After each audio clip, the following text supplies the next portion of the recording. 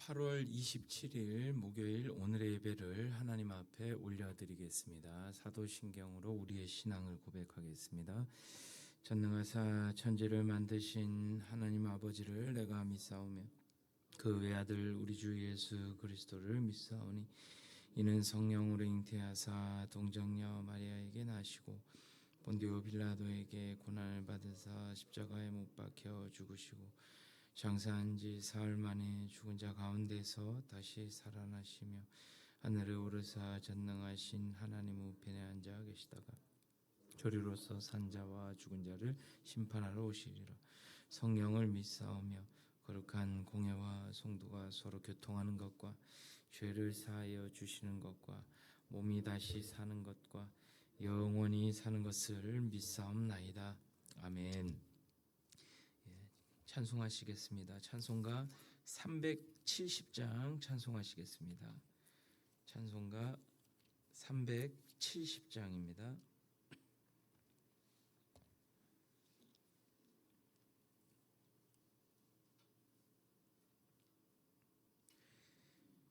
주 안에 있는 나에게 딴 근심이 있으랴 십자가 밑에 나가 내 짐을 풀었네. 주님을 찬송하면서 할렐루야 할렐루야 내 앞길 멀고 험해도 나 주님만 따라가리. 두려움이 변하여 내 기도 되었고 전날의 한숨 변하여 내 노래 되었네. 주님을 찬송하면서 할렐루야 할렐루야 내 앞길 멀고 험해도 나 주님만 따라가리. 내 주는 자비하셔서 늘 함께 계시고 내 등피 밤을 하시고 늘 채워주시네.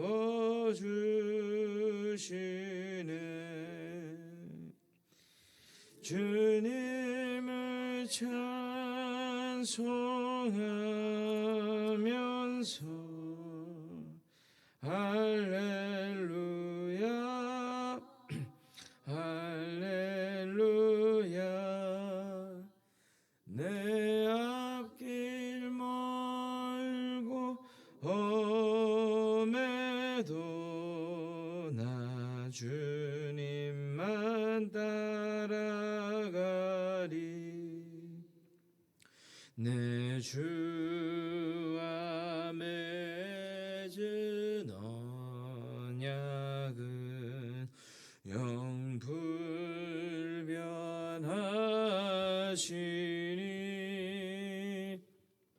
그 나라 가기까지는 늘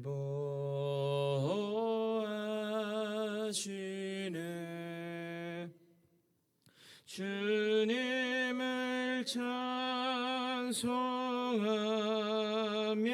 찬송하면서 할렐루야 할렐루야. 내 앞길 멀고 험해도 나 주님만 따라가리. 아멘. 예, 한 장 더 찬송하시겠습니다. 214장 찬송하시겠습니다. 214장입니다.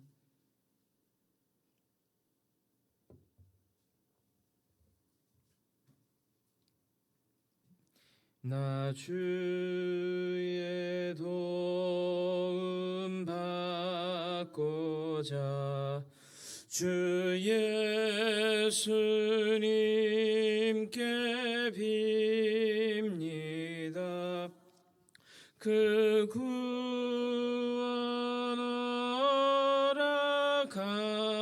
허락하시사 날 받아주소서.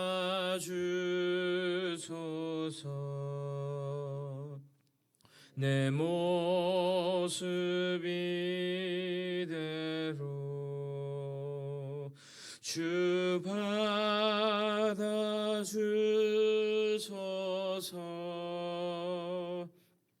날 위해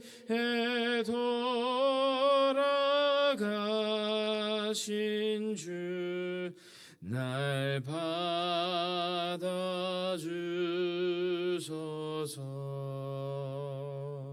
큰 죄에 빠져 영죽을 날 위해 피 흘렸으니 주 형상대로 빚으사 날 받아주소서.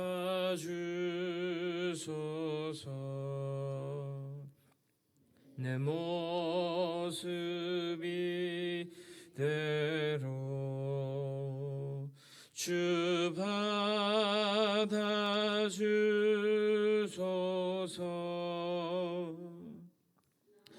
위에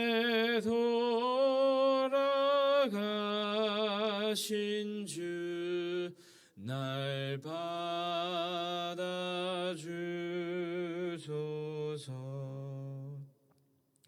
내 힘과 결심 약하여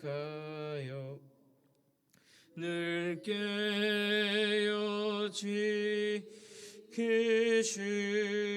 깨어지키시우니 주 이름으로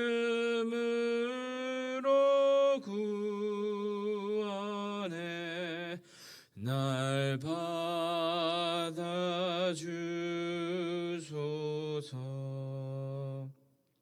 내 모습 이대로 주 받아주소서.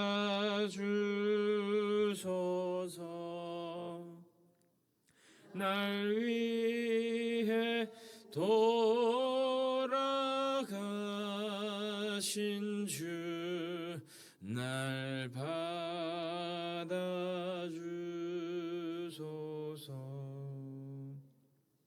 내 주님 서신 발 앞에 나 꿇어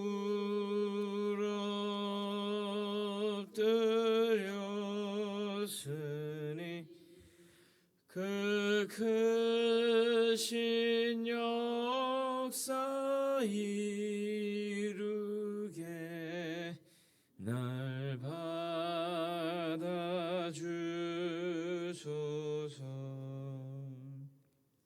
내 모습 이대로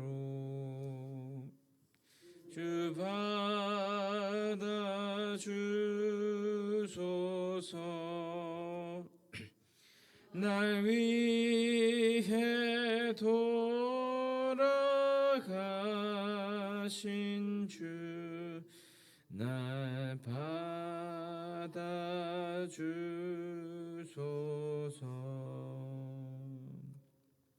아멘.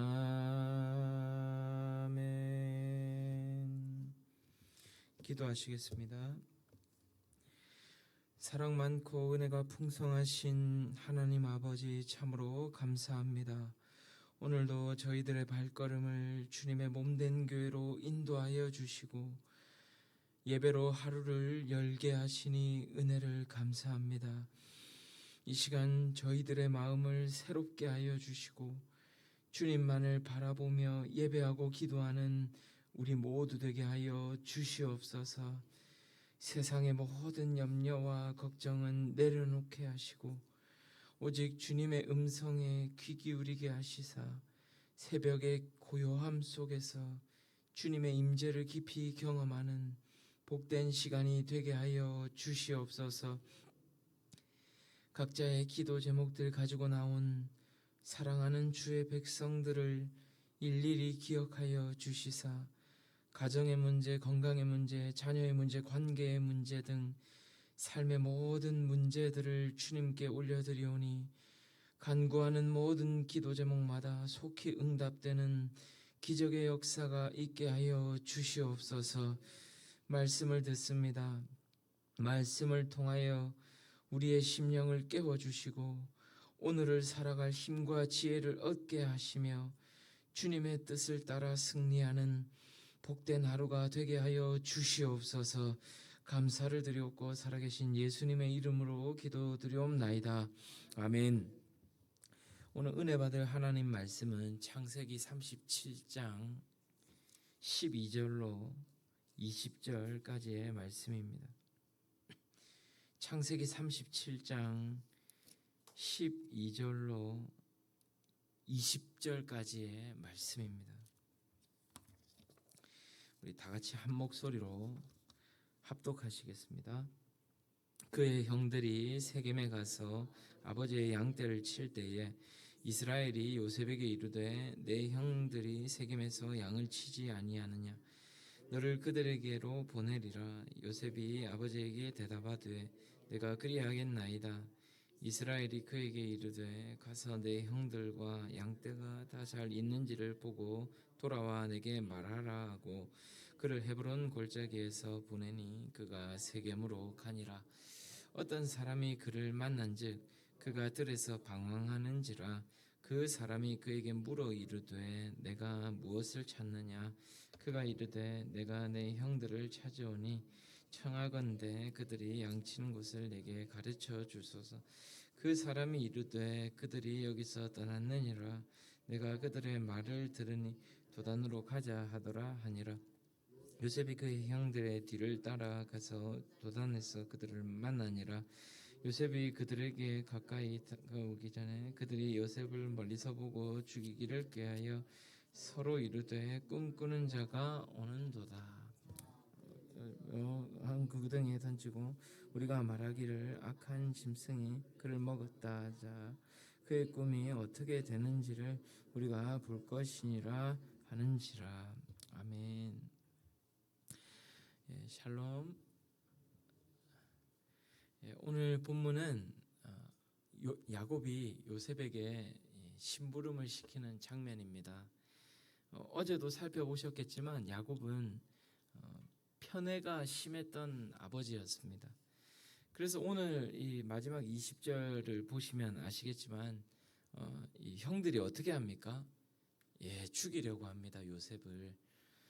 요셉에게 그 정도로 이 형들의 이 마음의 시기심과 이 질투심과 이 증오심이 극심했는데 야곱이 만든 겁니다. 야곱이 이 아들 요셉에게만 이 채색 옷을 지어 입힌 것뿐만 아니라 오늘 본문을 좀 보십시오. 지금 형들은요 무려 100km나 그러니까 이 강서구 이 공항동에 이 왕복으로 할 정도의 그 긴 거리에 떨어진 곳으로 지금 양들을 치러 나갔습니다. 근데 형들한테는 그런 이 목동의 일을 맡겨두고는 이 서열상 이 마지막 급인 이 요셉은 편하게 지금 집에서 아버지와 함께 있는 겁니다. 이 다윗 이 왕의 어린 시절을 기억하시죠? 이 사무엘 선지자가 그 이새의 집을 방문했을 때 다윗 어디 있었습니까? 양치고 있었습니다. 이 아버지 이새가 그 자리에 낄 군번이 아니라고 생각했던 거 아니겠습니까?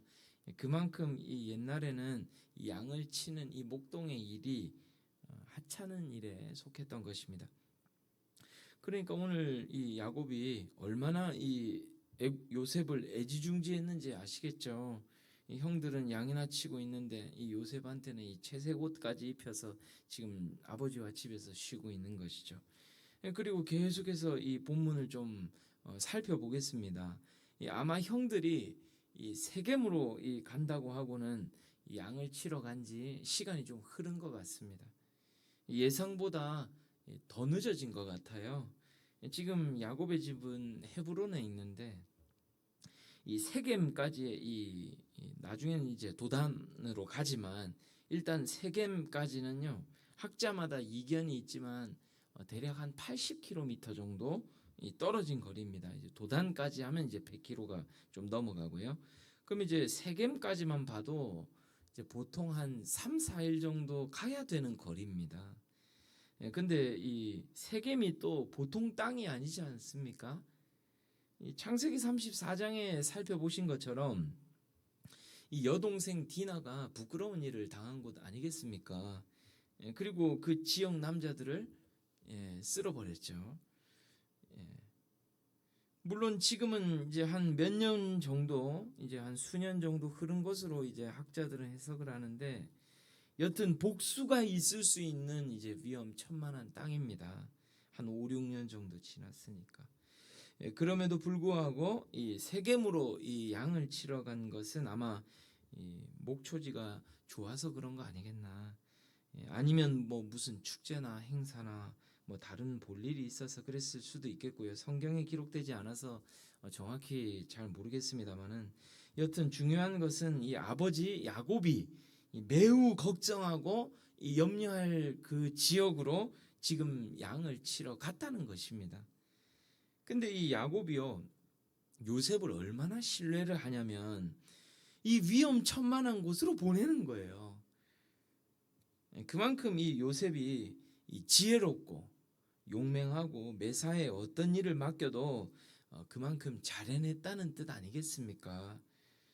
그렇지 않다면 어찌 그 위험천만한 곳으로 보냈겠어요.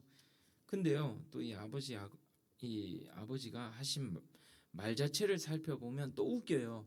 이 14절 말씀인데요.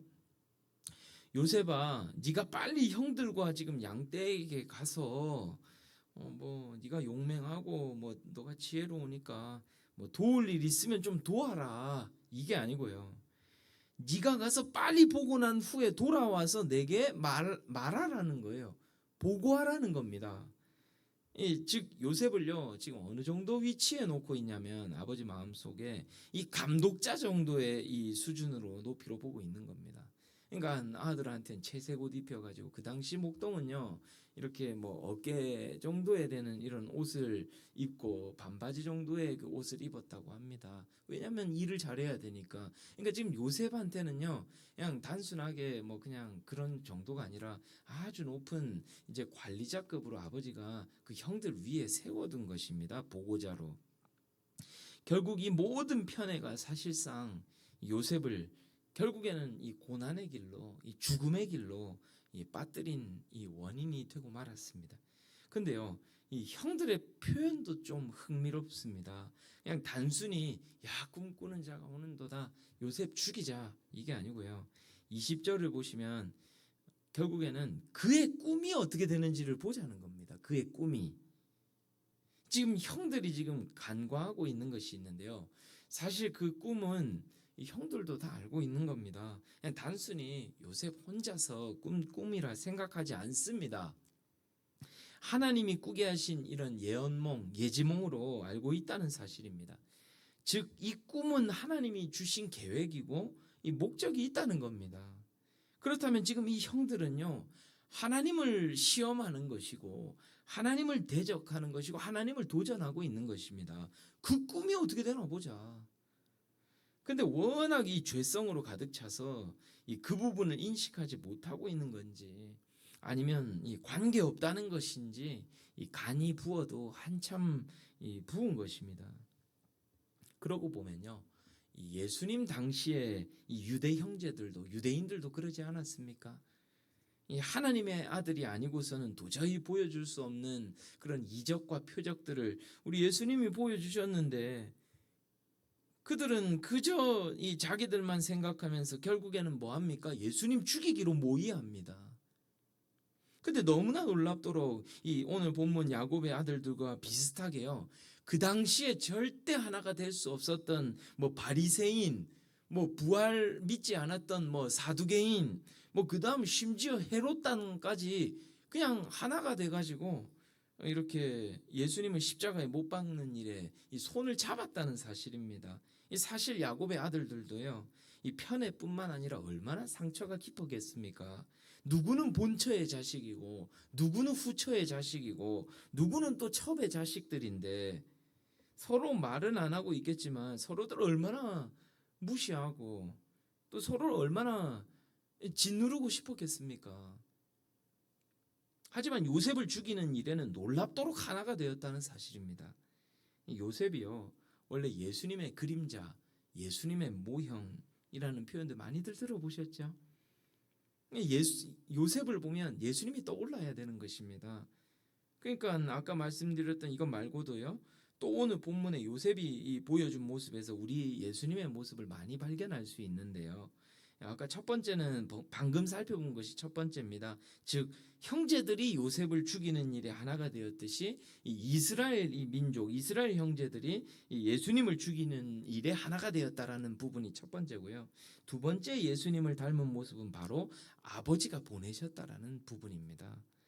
그러니까 아버지 야곱이요, 가장 이 아끼던 애지중지하던 이 요셉을 세겜 땅에 있는 형제들에게 보냈듯이 우리 하나님 아버지께서 이 독생자 예수님을 이스라엘 그 유대 형제들에게 보냈다는 사실입니다. 그리고 세 번째는요, 이 요셉이 형제들에게 이 고난을 당한 것처럼 예수님께서 그 십자가의 고난을 당하심도 이 모형이고, 네 번째는 이 요셉이 그 고난을 당했기 때문에 이 형제들을 추후에 어떻게 합니까? 구원하죠.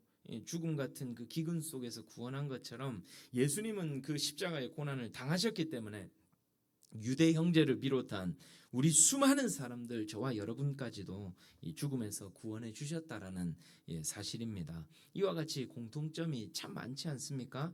이제 남은 시간은 간략하게 저희에게 이 두 가지만 적용을 하고 말씀을 마치도록 하겠습니다. 첫째는요, 하나님은 우리 역시 보내신다라는 사실입니다.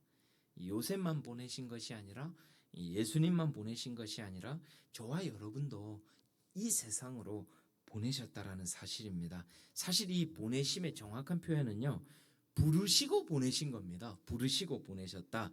우선 우리를 무엇으로 불러주셨습니까? 하나님의 자녀로 불러주셨습니다. 양자 삼아 주셨습니다. 아들 삼아 주셨습니다. 딸 삼아 주셨습니다. 이것이 왜 은혜입니까? 받을 상속이 있다는 뜻입니다. 즉 저희가 추후에 하나님 앞에 서게 되면 받게 될 상급들이 지금도 계속해서 차곡차곡 하늘 창고에 쌓여져 가고 있는 것입니다. 근데 놀라운 사실은 그 내세의 상급 말고도 이 현세의 삶 가운데에서도 하나님 나라에 속한 그 놀라운 복락들을 이 땅 가운데에서도 누리도록 허락해 주신다라는 사실입니다. 하지만 저희가 잊지 말아야 할 사실이 있는데요. 이것이 바로 우리에게 주시는 이 두 번째 적용인데, 그것은 바로 하나님의 보내심은요, 사실은 고난의 길이라는 것입니다. 보십시오. 요셉도 이 아버지의 말씀에 순종하여 형제들에 갔더니 어땠습니까? 이 채색옷이 찢기고 구덩이에 갇히고 결국에는 이 노예로 팔려버리고 말았습니다. 우리 예수님 어떻습니까?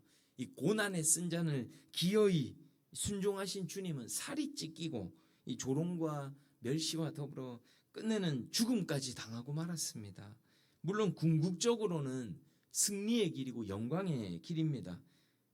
그러나 이 고난이 없었다면은 이 승리는 없었을 것입니다. 그래서 이 고난은 값진 것이고 영예스러운 것이기도 합니다. 사랑하는 성도 여러분, 저희도 마찬가지입니다. 살면서 이해되지 않는 고난들 얼마나 많습니까? 조금 살만하다 싶으면 고난이 찾아오기도 하고, 때로는 뭐 살만하다 싶은 적 거의 없이 매일매일이 고난의 연속이기도 하지 않습니까? 하지만 주님의 뜻하심과 이 계획하심, 그리고 주님의 선하심을 신뢰하시기를 바랍니다. 지금 당장은 이해하지 못할지 모르지만 훗날 우리 주님께서 보게 하실 줄 믿습니다. 왜 그 고난이 필요하였는지를 말이죠. 이런 찬양도 있지 않습니까? 오늘 찬양하려고 준비했는데 목이 좀 시원치 않아서 하필 높은 찬양인데요. 왜 나만 겪는 고난이냐고 슬퍼하지 마세요.